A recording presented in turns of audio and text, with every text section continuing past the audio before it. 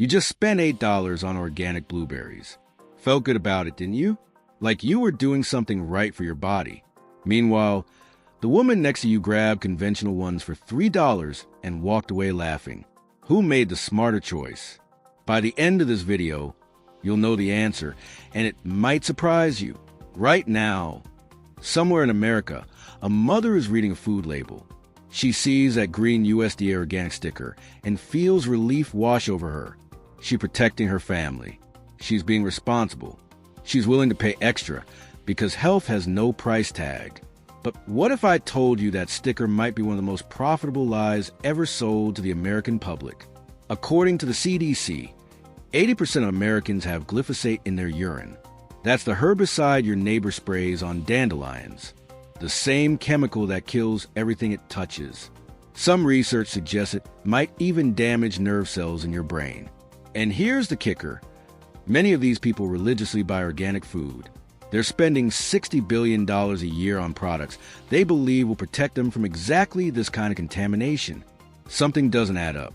The organic food industry has grown faster than almost any sector in American retail. Walk into any grocery store, and you'll see organic everything. Organic cookies, organic chips, organic frozen dinners that cost twice as much as the regular version sitting right next to them. Millions of families have restructured their entire food budgets around that little green label, convinced it's the gateway to better health and longer life. But does organic always mean healthier? Does it actually mean cleaner? Or have we been paying premium prices for brilliant marketing? Let's start with something millions of Americans eat every single week. Those organic frozen dinners sitting in your freezer right now. You bought them because you're busy. You need something quick. And that organic label made you feel like you were still making a responsible choice. I understand. Life is overwhelming. Cooking from scratch every night isn't realistic for most people.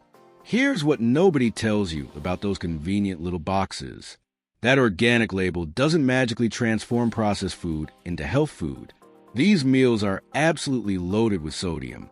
We're talking 800 to 1,200 milligrams per serving. That's half your daily recommended limit in one tiny box that barely fills a standard dinner plate. Consumer Reports analyzed 40 organic frozen dinners in 2022. The results were damning. 92% exceeded 600 milligrams of sodium per serving, which is the FDA's threshold for classifying foods as high sodium. Eat 3 of these meals and you've blown past your entire daily sodium limit. For anyone managing blood pressure or watching heart health, you're essentially eating a sodium bomb disguised as convenience. And the preservatives? They're still preservatives. Organic sodium benzoate is still sodium benzoate. Organic citric acid is still citric acid. The organic certification just means these chemicals came from approved sources. It doesn't mean they're absent. You're still eating a heavily processed product that's been engineered for shelf stability, not optimal nutrition. Then there's the vegetables inside. They've been frozen for months, sometimes over a year. Vitamin C degrades over time. B vitamins break down. By the time you microwave that meal, you're consuming expensive plant material with a fraction of the nutrients it had when first harvested. You paid $6 to $8 for something that leaves you hungry an hour later and makes your ankles swell by bedtime. The word organic on processed food is marketing genius, not health genius. Now let's talk about breakfast. Specifically, that organic granola you pour into a bowl every morning thinking you're starting your day right. The bag has pictures of oats and honey. Maybe some cheerful language about wholesome ingredients and sustained energy. You feel virtuous eating it. Here's the truth. You're eating dessert for breakfast. A typical serving of organic granola contains 12 to 18 grams of sugar. That's 4 to 6 teaspoons before you even add milk or yogurt. Your body doesn't distinguish between organic cane sugar and regular sugar. Both spike your blood glucose identically. Both trigger the same insulin response. Both get stored as fat if you're not immediately burning them off. And those serving sizes? Quarter cup. Nobody pours a quarter cup. Most people pour at least a full cup, which means you're actually consuming 48 to 72 grams of sugar. Researchers analyzed 50 popular granola brands in 2020 and discovered something shocking. The average granola had more sugar per serving than a glazed donut. 78% of granolas marketed as healthy breakfast exceeded the daily added sugar limit in just one serving. Even organic varieties average 16 grams of added sugar. That's more than a Krispy Kreme donut, which is 10 grams. You're literally eating dessert and calling it breakfast, then wondering why you're craving something sweet by 10 in the morning. That's not hunger. That's your blood sugar crashing after being spiked by what was essentially cookies in a bowl. For anyone managing diabetes, this isn't breakfast. It's a health crisis disguised as wholesome food. Let me ask you something. Have you ever bought organic plant-based meat? Those burgers that look like beef but come from pea protein and 20 other ingredients you can't pronounce? The packaging shows fresh vegetables and happy farms. The label says plant-based and organic. You think you're making the natural choice while helping the environment. Check the ingredient list. Organic pea protein isolate. Organic expeller-press canola oil. Organic methylcellulose. Organic yeast extract. Organic natural flavors, which legally can mean dozens of different chemical compounds. These products contain 18 to 20 ingredients on average. You know how many ingredients are in real grass-fed beef? 1. Beef. Somehow the ultra-processed version with 20 ingredients gets marketed as the natural choice while actual meat gets demonized. And here's what really stings. These products often cost more than real organic meat. You're paying premium prices for processed plant proteins when you could buy actual organic vegetables, beans, and lentils for a fraction of the cost. The irony is almost painful. People choose plant-based alternatives, thinking they're avoiding processed food. Instead, they're buying some of the most heavily processed products in the entire supermarket. The organic label doesn't change that fundamental reality. Let's move to something parents serve their kids every single day. Organic fruit juice. It's natural. It comes from fruit. How could it possibly be bad? An 8-ounce glass of organic apple juice contains about 24 grams of sugar. Want to know how much sugar is in 8 ounces of Coca-Cola? 24 grams. The difference is essentially zero when it comes to how your pancreas processes it. But it's natural fruit sugar you're thinking. Your pancreas doesn't care. Sugar is sugar.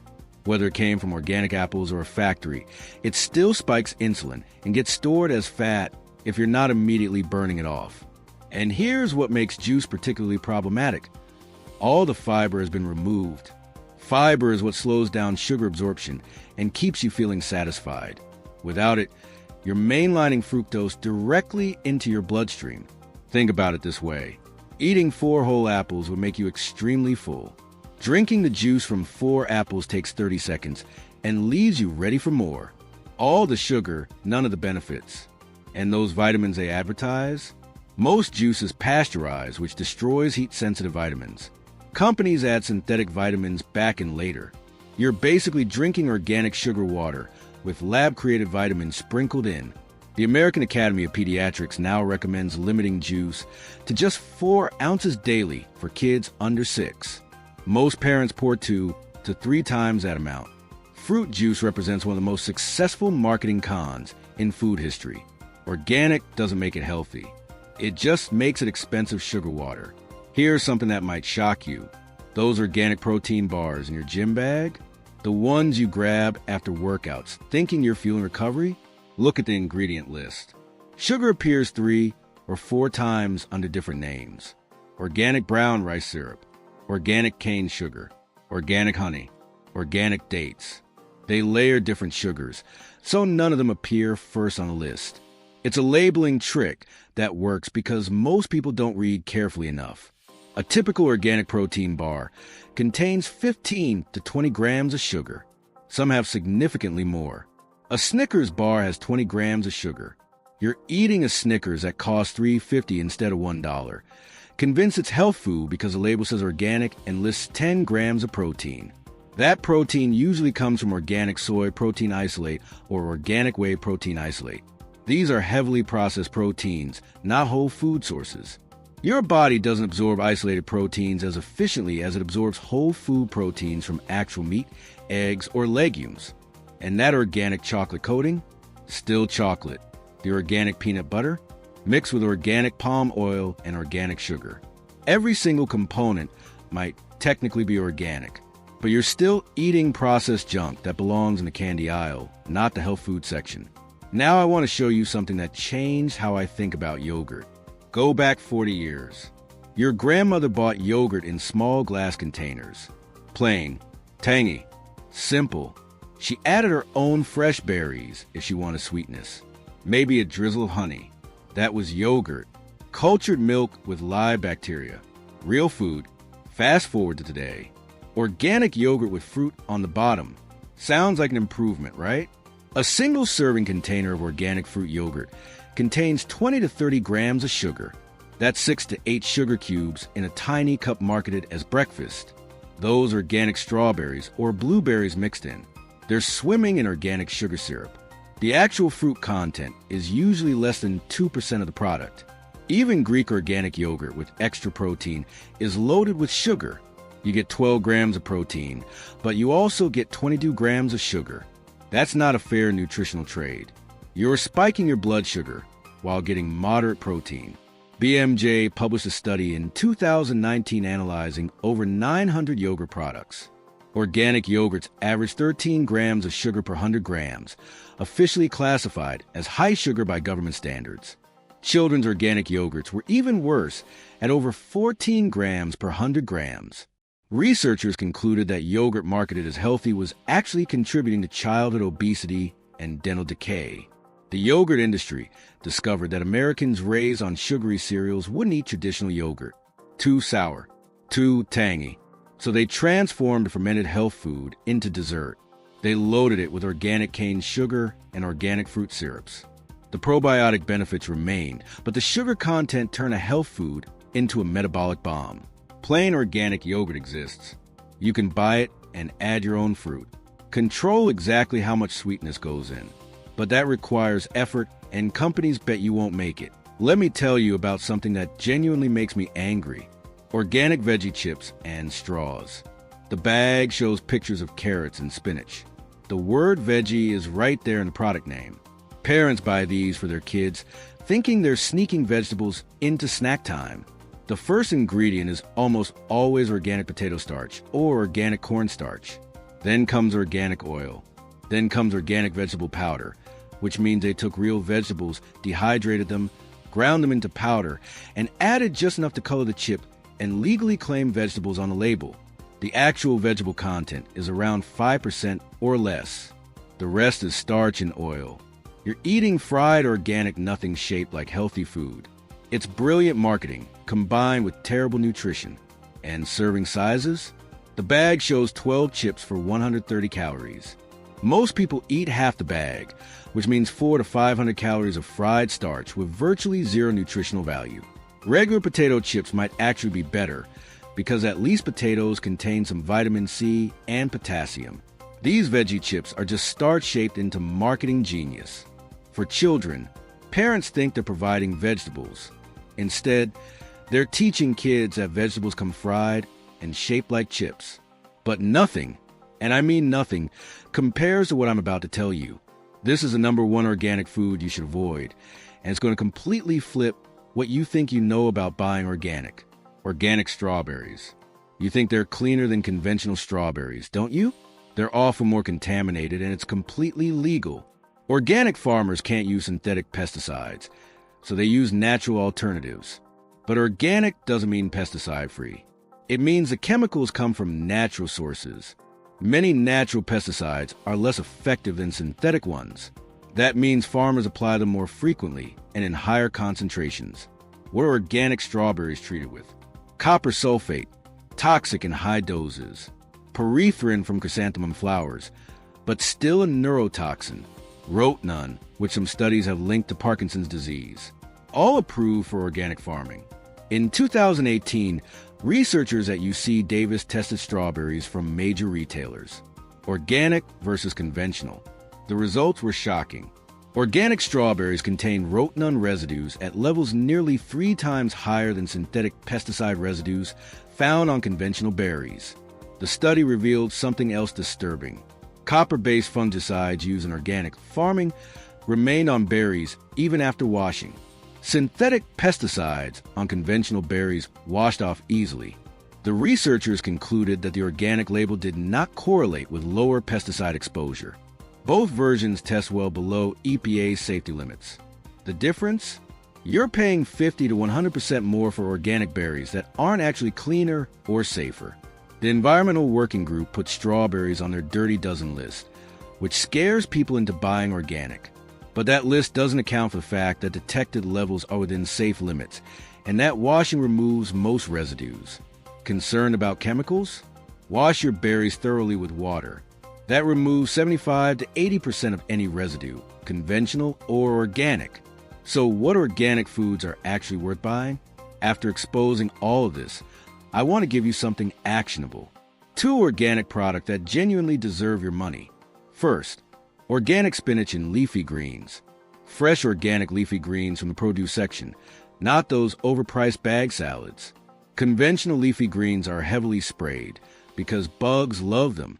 The structure of spinach and kale leaves, all those wrinkles and crevices, trap residues that don't wash off easily. Studies consistently show conventional spinach has some of the highest pesticide residue levels of any produce. But organic leafy greens are still whole foods. You're not paying for processing, added sugars, or fancy packaging.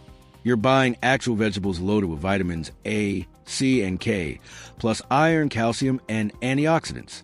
Buy them fresh. Wash them thoroughly. Use them within days. You're getting maximum nutrition without the pesticide load. Second, organic blueberries. Unlike strawberries, organic blueberries are genuinely worth the premium. Blueberries are thin, delicate skin you eat entirely. Conventional farming uses multiple pesticide sprays throughout the growing season. Those chemicals get absorbed into skin and resist washing. Blueberries are one of the most antioxidant-rich foods on the planet, packed with anthocyanins that fight inflammation and support brain health. When you're eating something that's beneficial multiple times weekly, you want it as clean as possible. Testing consistently shows conventional blueberries have detectable residues while organic versions test clean. Yes, they cost more, but you're buying concentrated nutrition in a small package. These 2 foods are where your organic budget should go. Whole foods, minimally processed, nutrient-dense, and genuinely cleaner in organic form.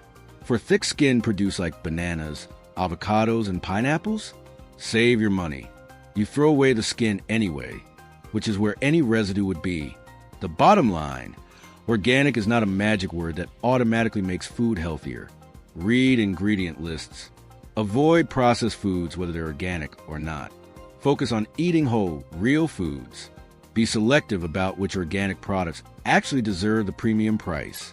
That woman who bought conventional blueberries for $3, she might have made the smarter choice after all. Unless you know exactly which organic products are worth it and which ones are just expensive marketing,